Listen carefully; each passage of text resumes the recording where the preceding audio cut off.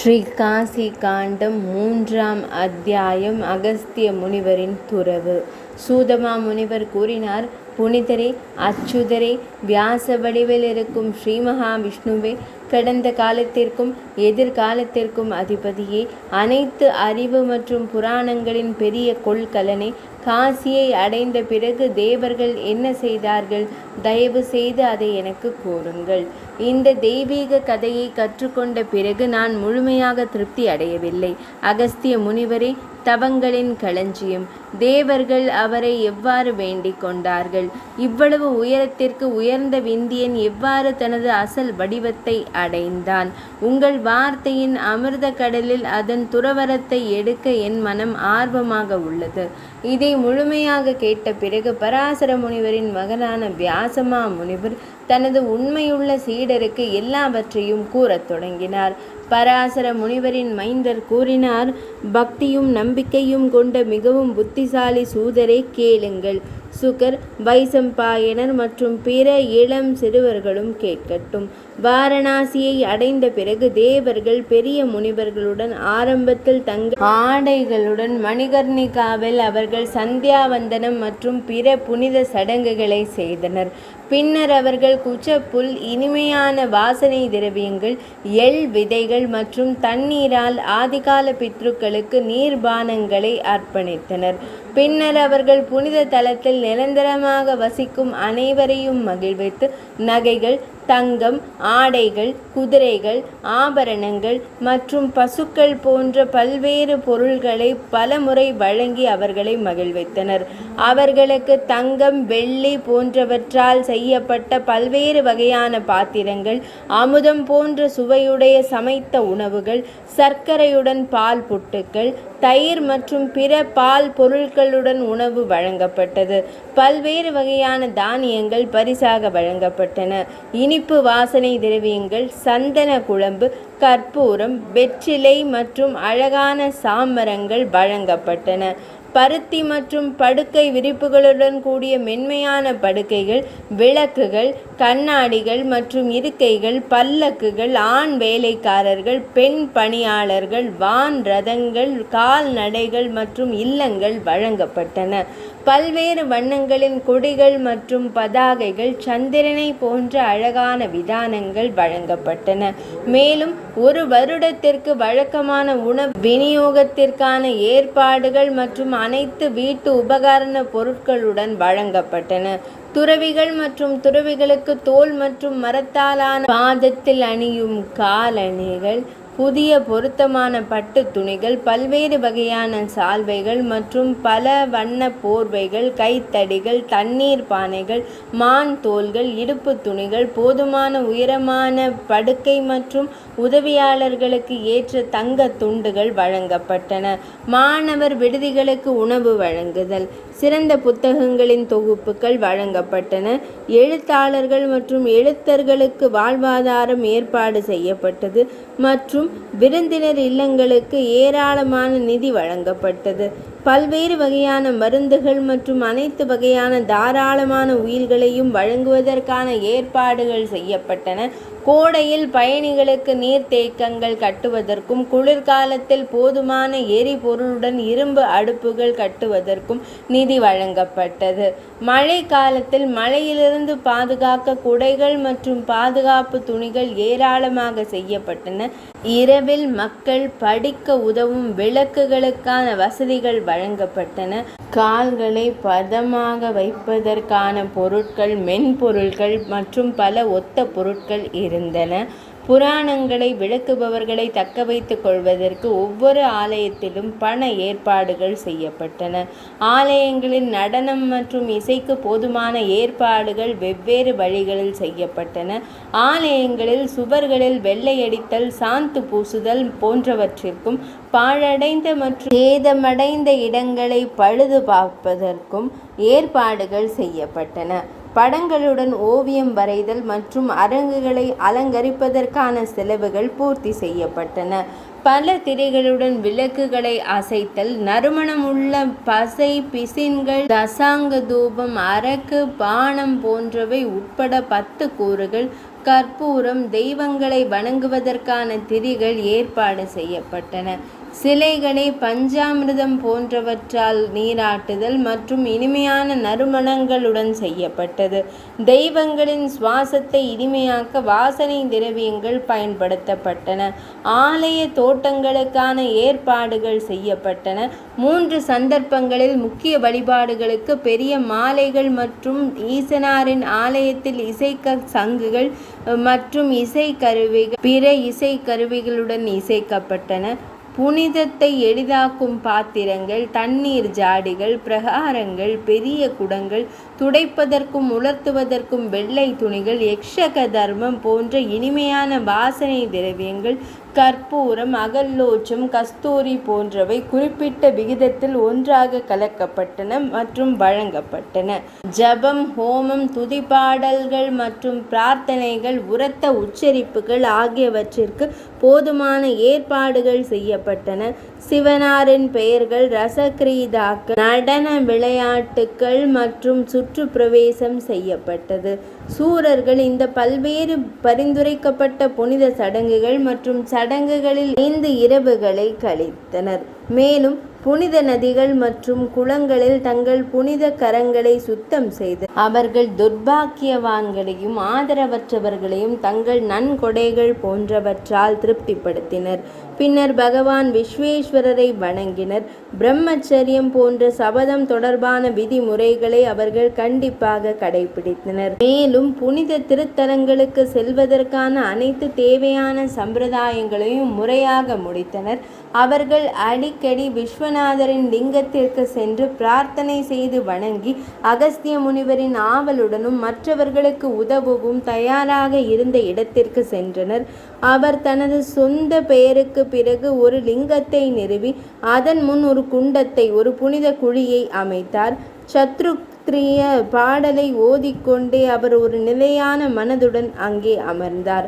தூரத்திலிருந்து தேவர்கள் அவரை 2வது சூரியனைப் போல பிரகாசிப்பதை கண்டனர். அவர் எல்லா இடங்களிலும் ஒரு சுடர்விடும் நெருப்பை போன்ற கை கால்கள் கொண்ட புத்திசாலித்தனமான ஜீவனாக இருந்தார். இது ஒரு உருவகப்படுத்தப்பட்ட வடிவத்தில் தவம் செய்யும் நீர்மூழ்கி கப்பல் நெருப்பா? அவர் ஒரு தூண் போல் மிகவும் அசையாதவராக இருந்தார். அவர் ஒரு துறவியின் மனதை போல் தூய்மையானவர், அல்லது அனைத்து உமிழும் எரியும் சக்திகளும் அமைதியான மிகப்பெரிய வசிப்பிடத்தை அடைவதற்கான இந்த பிராமண உடலையும் பயிற்சியையும் நாடியிருக்கலாம். இந்த முனிவரின் கடுமையான தவத்தின் காரணமாக சூரியன் அற்புதமாக பிரகாசிக்க முடிகிறது. மேலும் நெருப்பும் பிரகாசமாக எரிகிறது. கபலா மின்னலானது அகபலாவாக மாறிவிட்டது. நிலையற்றது அல்ல, நிலையானது. இங்குள்ள அவரது ஆசிரமத்தில் இந்த வேட்டையாடும் விலங்குகள் அவற்றின் இயற்கையான பகைமையை தவிர்த்து சரியான சத்துவ நல்ல வடிவத்தில் சுற்றி திரிகின்றன. யானை பயமற்றதாகி சிங்கத்தை தனது தும்பிக்கையால் சொரிந்து விடுகிறது. அதன் பிடரிகளை உயர்த்தி சிங்கம் அஷ்டபாதரின் சரபா 8 கால்களை கொண்ட ஒரு அற்புதமான விலங்கு மடியில் தூங்குகிறது. அதன் முடிகள் இறுக்கமாகவும் கடினமாகவும் இருப்பதால் அதன் மந்தையை விட்டு வெளியேறி காட்டு நாய்கள் அல்லது நரிகள் அல்லது புலிகள் மத்தியில் முஸ்தாவின் புல்லில் கண்களை ஊன்றி சுற்றி திரிகிறது. பூதாரா பூமியை தோன்றும் பன்றி. மற்ற இடங்களைப் போல இங்கு பூமியை தோண்டுவதில்லை. முழு காசியும் லிங்கங்களால் நிறைந்திருப்பதால் அது அதை பார்த்து பயந்து தன்னை கட்டுப்படுத்தி கொண்டுள்ளது. கழுதை புலி பன்றியின் குட்டியை பிடித்து அதனுடன் விளையாடுகிறது. மான் குட்டிகள் புலியின் குட்டிகளை வெளியே தள்ளிவிட்டன. அது புலியின் மடியை நுரையுடன் உறிஞ்சுகிறது. வால் தொடர்ந்து அசைந்து கொண்டு இருக்கும் போது அதன் வாயிலிருந்து வெளியேறுகிறது. ரோமமுள்ள கரடி தூங்கிக் கொண்டு இருக்கும் போது குரங்கு அதன் கண்களால் அவற்றை கவனமாக பரிசோதித்தது. அதன் அசையும் விரல்களால் பேன்களை எடுத்து அதன் பற்களின் நுனிகளால் அவற்றை கடிக்கிறது. பல்வேறு வகையான குரங்குகளின் கூட்டங்களின் தலைவர்களான கோலாங்குலாஸ், ரக்தமுகஸ், கோலாங்குலஸ் என்பது பசுவால், ரக்தமுகஸ் என்பது சிவப்பு முகம் மற்றும் நீலாங்கஸ் நீல கைகள் ஆகியோர் தங்கள் இயற்கையான போட்டியை கைவிட்டு ஒரே இடத்தில் ஒன்றாக விளையாடுகிறார்கள். முயல்கள் தங்கள் முதுகில் அடிக்கடி உருளும் ஓர் நாய்களுடன் விளையாடுகின்றன. எலி பூனையின் காதை அதன் வாய் அசைத்தது. அதன் உடல் முழுவதும் சொரிகிறது. பூனை மயிலின் வாலுக்கு அருகில் கூடு கட்டிக்கொண்டு ஒரு இனிமையான தூக்கத்தை எடுக்கிறது. பாம்பு மயிலின் கழுத்தில் தன் கழுத்தை உரசுகிறது. கீரி தனது பரம்பரை பகைமையை கைவிட்டு விளையாட்டுத்தனமாக குதித்த பிறகு பாம்பின் பேட்டையின் மேல் உருளும். பசியால் துன்பப்பட்டு குருடாக்கப்பட்டாலும் பாம்பு அதன் வாய்க்கு முன்னால் எலி ஓடுவதை காண்கிறது. அது அதை பிடிக்கவில்லை, மற்றொன்றும் இதற்கு பயப்படவில்லை. பெண் குட்டியை கன்றீன்றதை கண்டதும் புலி அதன் கண்களில் பரிதாபப்பட்டு அதை மேலும் பார்ப்பதை தவிர்த்து விலகிச் செல்கிறது. புலியும் பின்னும் மகிழ்ச்சியான தோழர்களைப் போல நடந்து கொள்கின்றன.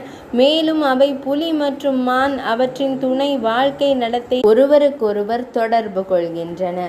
வேட்டைக்காரன் சக்தி வாய்ந்த வில்லை ஏந்தி இருப்பதை கண்ட பிறகும் சம்பர மான் பிடிவாதமாக அதன் பாதையில் நகராமல் ஒட்டி கொண்டிருக்கும். அதே வேளையில் அது வேட்டைக்காரன் அதை அன்புடன் சொரிந்து கொள்ள தொடங்குகிறது. ரோஹித மான் காட்டு எருமையை அன்புடன் தொடுகிறது. காமரி பெண்வான் சபரா பெண்ணின் முடிகளின் உச்சந்தலையில் தனது வாளை அளிக்கிறது.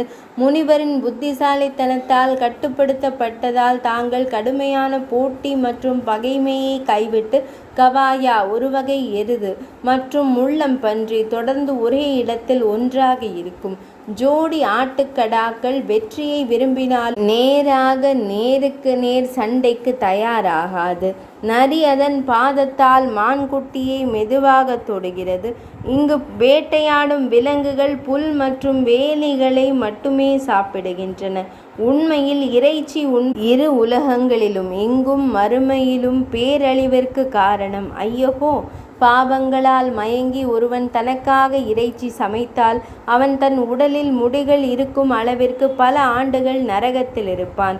மற்ற உயிரினங்களின் வாழ்க்கை மூலம் தங்கள் சொந்த வாழ்க்கையை வளர்த்து கொள்ளும் தீய எண்ணம் கொண்டவர்கள் கல்பத்தின் இறுதி வரை நரகத்தின் வேதனைகளை அனுபவிக்கிறார்கள். அதன் பிறகு அவர்கள் அவற்றால் இரையாக்கப்படுவார்கள். உயிர் மூச்சு தொண்டை வரை வந்தாலும், அதாவது இறக்கும் தருவாயில், யாரும் இறைச்சி உண்ணக்கூடாது. அது அத்தியாவசியமாகிறது. பின்னர் ஒருவர் தனது சொந்த சதையை உண்ண வேண்டும், மற்றவர்களின் சதையை அல்ல. மைத்ரா வருணிக்கு, அதாவது அகஸ்திய முனிவருக்கு சேவை செய்வதன் காரணமாக மற்றவர்களுக்கு தீங்கு விளைவிக்க விருப்பமில்லாத இந்த வேட்டையாடும் விலங்குகள் வன்முறைக்கு ஆளான மனிதர்களை விட மிக உயர்ந்தவை. இங்குள்ள சிறிய குட்டையில் கொக்கு அதன் முன் நீந்தினாலும் மீனை சாப்பிடுவதில்லை. பெரிய மீன்கள் கூட சிறிய குஞ்சுகளை விழுங்குவதில்லை. ஒருபுறம் அனைத்து வகையான இறைச்சிகளும் உள்ளன, மறுபுறம் மீன்களின் இறைச்சி. இந்த ஸ்மிருதி உரை இவற்றால் கொக்குகள் நினைவில் வைக்கப்பட்டு அதனால் அவை மீனை தவிர்க்கின்றனவா? காடையை பார்த்த பிறகும் இந்த பருந்து, அதாவது ஒரு இரையை பிடிக்கும் பறவை, அதன் முகத்தை திருப்பிக் கொள்கிறது. இங்கே கூட, அதாவது காசி நகரத்தில் மதுபாக்கள், தேனீக்கள், அதாவது மது அருந்துபவர்கள் இருண்ட இதயங்களுடன் சுற்றி திரிவது ஆச்சரியமாக இருக்கிறது. மது அருந்துவதில் அதிக அடிமையாக இருப்பவர்கள் நீண்ட காலமாக நரக வேதனைகளை அனுபவித்து மதுபாஸ் தேனீக்களாகி தங்கள் அறியாமையில் சுற்றி திரிதல், பிராந்தி அறியாமை சுற்றி திரிதல் முணுமுணுக்கிறார்கள். அதனால்தான் பினாக தாங்கியான இறைவனை பற்றிய உண்மையை முழுமையாக புரிந்து கொண்ட பிறகு புராணங்களை அறிந்தவர்கள் அர்த்தமுள்ள ஒரு பாடலை பாடுகிறார்கள். சதை எங்கே, சிவபக்தி எங்கே, மது எங்கே, சிவ வழிபாடு எங்கே? இவற்றுக்கிடையே எவ்வளவு பெரிய வித்தியாசம்! சங்கரர் மது மற்றும் இறைச்சிக்கு அடிமையானவர்களிடமிருந்து விலகி நிற்கிறார். சிவனின் தயவு இல்லாமல் பிரந்தி, அறியாமை, அலைதல் இவற்றை நிறுத்த இயலாது. அதனால்தான் சிவனை, அதாவது சிவனின் உண்மையை புரிந்து கொள்வது இல்லாத இந்த தேனீக்கள் சுற்றி திரிகின்றன.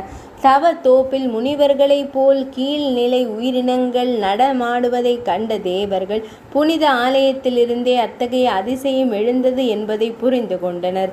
ஏனெனில் இங்கு வாழும் கீழ்நிலை உயிரினங்கள் கூட தாரக மந்திரத்தை உபதேசிப்பதன் மூலம் இறக்கும் போது விஸ்வேஸ்வரரால் விடுவிக்கப்பட வேண்டும். புனித தலத்தின் மகத்துவத்தை உணர்ந்த பிறகு யாராவது இங்கே தங்க தீர்மானித்தால் அவர் உயிருடன் இருந்தாலும் சரி இறந்தாலும் சரி விஸ்வேஸ்வர் அவரை மீட்டுக் கொள்கிறார். அவிமுக்தரின் அதாவது காசி ரகசியத்தை அறிந்த ஞானிகள் கூட விடுதலை பெறுகிறார்கள்.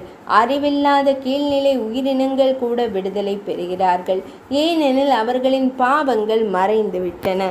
இங்கு உணர்ந்த தேவர்கள் ஆசிரமத்திற்குள் சென்றபோது அவர்களை ஆச்சரியப்படுத்தியது. பறவைகளின் கூட்டத்தை கண்டதும் அவர்கள் மீண்டும் மகிழ்ச்சி அடைந்தனர். கொக்கு அன்னம் வாத்தின் கழுத்தில் தனது கழுத்தை சாய்த்தது. அது உறக்கம் கொள்ளவில்லை. விஸ்வேஸ்வரனை தியானிப்பதாகவே நாம் நினைக்கிறோம். பெண் அன்னம் ஆண் அன்னத்தை அதன் அழகின் நுனியால் சொரிந்து விடுகிறது. ஆனால் அது இனச்சேர்க்கைக்கான விருப்பத்தை வெளிப்படுத்தும் போது அது அதன் படபடக்கும் இறக்கைகள் மூலம் அதை விரட்டுகிறது. ஆண் சிவப்பு வாத்தால் பிடிக்கப்பட்டவுடன் அந்த இனத்தின் பெண் அதன் கிரீங்கித வாத்து போன்ற உச்சரிப்பில் இவ்வாறு கூறுகிறது: காமவெறி கொண்டவர்களில் முதன்மையானவரே, ஏன் இங்கே உங்கள் பாலியல் விருப்பத்தை வெளிப்படுத்துகிறீர்கள்? வேலிகள் கொத்துக்களிலிருந்து வரும் புறா இனிமையாக சத்தமிடுகிறது. ஆனால் பெண் புறாவால் தியானத்தில் இருக்கும் முனிவர் கேட்பார் என்று கூறி அதை காப்பாற்றுவது போல் தெரிகிறது. மயில் அதன் கேக்கா ஒலியை உச்சரிக்கவில்லை. அது அவருக்கு பயந்து அமைதியாக இருக்கலாம். நில ஒளியை உள்வாங்கும் ககோரா ஒரு வகையான பறவை நகத்வரத சப்தத்தை இரவில் மட்டுமே உணவு உட்கொள்வது கடைபிடிப்பது போல அமைதியாக தோன்றுகிறது. உண்மையை கூறும் சாரிகா பெண் கிளியிடம் சிவன் எல்லையில்லாமல் பறந்து விரிந்திருக்கும் உலக இருப்பு கடலை அடக்கிறார் என்று கூறுவது போல் தெரிகிறது. காக்கை அதன் இனிமையான கூச்சலிடும் ஒலியின் மூலம் கலியுகமும் மரணமும் காசியில் வசிக்கும் நபர்களை ஆதிக்காது என்று கூறுவது போல் தெரிகிறது. விலங்குகள் மற்றும் பறவைகளின் இந்த செயல்களை கவனித்த பிறகு எதிர்பாராத பேரழிவுகளுக்கும் துன்பங்களுக்கும் ஆளான தங்கள் சொர்க்கத்தை தேவர்கள் இழிவுபடுத்தினர். காசியில் வசிக்கும் இந்த பறவைகளும் விலங்குகளும் மிக உயர்ந்தவை. ஏனென்றால் அவை உலக இருப்புக்கு திரும்புவதில்லை. மறுபிறவிக்கு ஆளாகும் தேவர்களின் விஷயத்தில் அப்படி இல்லை. நாம் சொர்க்கவாசிகள். காசியில் வீழ்ந்து வீழ்வோர்க்கு சமமானவர்கள் அல்ல. காசியில் வீழ்ச்சியடையும் என்ற பயம் இல்லை. ஆனால் சொர்க்கத்தில் வீழ்ச்சியடையும் பெரும் ஆபத்து உள்ளது. மாதாந்திர விரதங்கள் போன்ற அனுசரிப்புகளுடன் காசியில் வசிப்பது மிகவும் சிறந்தது. எதிரிகளிடமிருந்து விடுபட்ட ஒரு ராஜ்யம் பல்வேறு வகை அரச குடைகளின் பரந்த நிழலுடன் வேறு எங்கும் இருக்க இயலாது. காசியில் முயல்கள் மற்றும் கொசுக்கள் எளிதாகவும் விளையாட்டு ரீதியாகவும் பெரும் நிலையை இறுதி பகுதி வேறு எங்கும் யோகிகளால் கூட வழக்கமான யோக ஆசனங்கள் போன்றவற்றின் மூலம் கூட பெற இயலாது. வாரணாசியில் பிச்சைக்கார ஏழை கூட யமபயத்திலிருந்து விடுபட்டதால் சிறந்தது.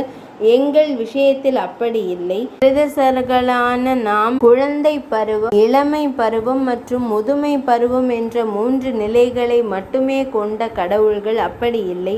ஏனென்றால் நமது தசா துன்பம் ஒரு மலையின் காரணமாக மிகவும் துயரமானது. பிரம்மதேவரின் ஒரு நாளின் 8வது பகுதி முடிந்ததும் தேவேந்திரனின் உலகத்தின் பாதுகாவலர்களான சூரியன், சந்திரன், கோள்கள் மற்றும் நட்சத்திரங்களுடன் சேர்ந்து அழிகிறது.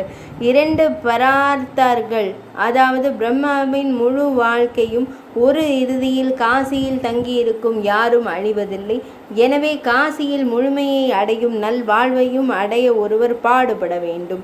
இங்கு காசியில் வசிப்பதன் மூலம் ஒருவர் பெரும் மகிழ்ச்சியை முழு பிரபஞ்ச முட்டையின் கூடாரத்தில் பெற இயலாது.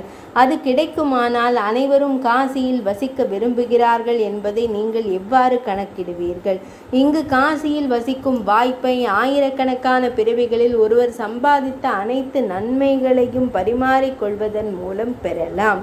வாய்ப்பு கிடைத்தாலும் 3 கண்களை கொண்ட இறைவன் கோபம் கொண்டால் குடியிருப்பாளர் சித்தி நிறைவு பெற மாட்டார்.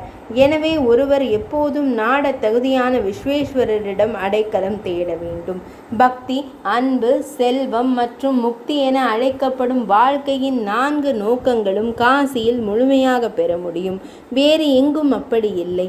ஒருவர் தனது இல்லத்திலிருந்து சோம்பேறித்தனமாக விஸ்வேஸ்வரர் ஆலயத்திற்கு சென்றாலும் ஒவ்வொரு அடியிலும் குதிரை யாகத்தின் பலனை விட அதிகமாக பெறுவார்.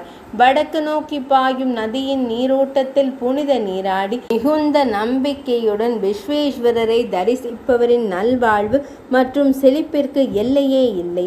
பக்தர் பின்வரும் புனித செயல்களால் மேலும் மேலும் புண்ணியத்தை அடைவார்.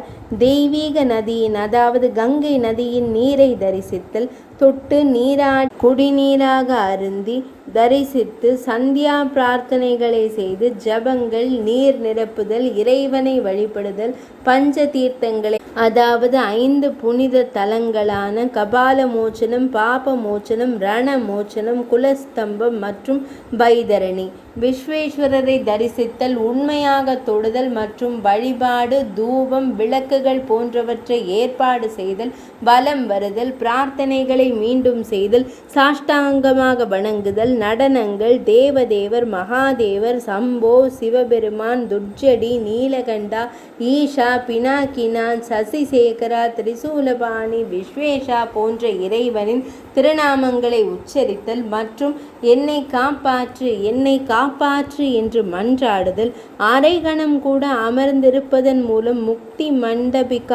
மண்டபம் புனித கதைகளை கூறுவதன் மூலமும் புராணங்களை கேட்பதன் மூலமும் அன்றாட சடங்கு நடவடிக்கைகளை மேற்கொள்வதன் மூலமும் விருந்தினர்களை பெறுதல் மற்றும் கௌரவித்தல் மற்றும் பிறருக்கு உதவுதல் போன்ற பிற செயல்களின் மூலமும் மாதத்தின் பிரகாசமான பாதையில் சந்திரன் இலக்கத்திற்கு இலக்கமாக அதிகரிப்பது போல காசிவாசிகளின் பக்தி குவிப்பும் படிப்படியாக நடைபெறுகிறது. இந்த தர்ம விருட்சம் பக்தி மரம் போற்றத்தக்கது. நம்பிக்கை அதன் விதை. பிராமணர்களின் பாதங்களை சுத்தம் செய்வதற்கு பயன்படுத்தப்படும் நீரால் இது பாய்ச்சப்படுகிறது. 14 புராணங்களும் கிளைகள், செல்வங்கள் அதன் மலர்களை உருவாக்குகின்றன. 2 பழங்கள் இரட்சிப்பின் நுட்பமானவை மற்றும் அன்பின் மொத்தமானவை. இங்கே பவானி அனைத்து செல்வங்களையும் வழங்குபவர். துண்டி கணேசர் அனைத்து ஆசைகளையும் நிறைவேற்றுபவர். இங்கே விஸ்வேசர் மரணத்தின் போது செவிகளில் மந்திரத்தை ஓதுவதன் மூலம் அனைத்து உயிரினங்களையும் விடுவிப்பார். தர்மம், நீதி அதன் 4 கால்களிலும் உண்மை, தவம், கருணை மற்றும் மத பரிசுகள் நிற்கிறது. இங்கே காசியில் அர்த்தம், செல்வம் பல்வேறு வகையானது. காசியில் காமம் எனப்படும் அன்பு அனைத்து மகிழ்ச்சிக்கும் ஒரே அடிப்படை. காசியில் இல்லாத வேறு எந்த ஸ்ரீயஸ், முக்தி, நலன் இங்கே காசியில் இல்லை. இவை அனைத்தும் ஆச்சரியமல்ல. ஏனென்றால் விஸ்வேஷர் இருக்கும் இடத்தில் விசித்திரமானது எதுவும் இல்லை. அவர் பக்தி, செல்வம், அன்பு மற்றும் அருளுக்கான முக்தியின் உருவகம். அவர் பிரபஞ்ச வடிவத்தை சேர்ந்தவர். எனவே 3 உலகங்களிலும் காசிக்கு இணையானது எதுவும் இல்லை. இவற்றையெல்லாம் கூறிக்கொண்டிருக்கும் போதே தேவர்கள் முன்னே சென்று முனிவரின் குடிலை கண்டனர். அது ஹோமங்களிலிருந்து எழும் புகையின் நறுமணத்தால் நிறைந்திருந்தது. பல மத மாணவர்கள் அங்குமிங்கும் நகர்ந்து கொண்டிருந்தனர். வாயில் தர்பை புல் குவியல்களுடன் ஒரு சிலர் ஷியாமகா அரிசியை தேடி தவம் செய்யும் தோப்பின் கன்னி பெண்களை பின்தொடர்ந்து வந்த மான் குஞ்சுகளால் இது அழகாக்கப்பட்டது. மரங்களின் கிளைகளில் பல ஈரமான பட்டை துணிகள் மற்றும் இடுப்பு துணிகள் தொங்கிக் கொண்டிருந்தன. இதன் மூலம் விக்னங்களின் தடைகள், மான்களை பிடிக்க வலைகள் விரிக்கப்பட்டிருப்பது போன்ற தோற்றத்தை உருவாக்கியது.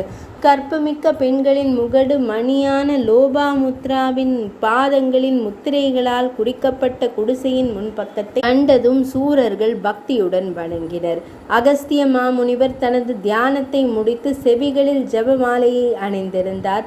பின்னர் அவர் தனது பிரிசியை அதாவது ஒரு முனிவரின் சிறப்பு ஆசனத்தை ஆக்கிரமித்தார். அகஸ்திய முனிவரை தங்கள் முன் அமர்ந்து பிரம்மனை போலவே கம்பீரமாக தோன்றியதை கண்டதும் இந்திரன் உட்பட அனைத்து தேவர்களும் மகிழ்ச்சியுடன் ஒளிரும் முகங்களுடன் அவரை வணங்கினர்.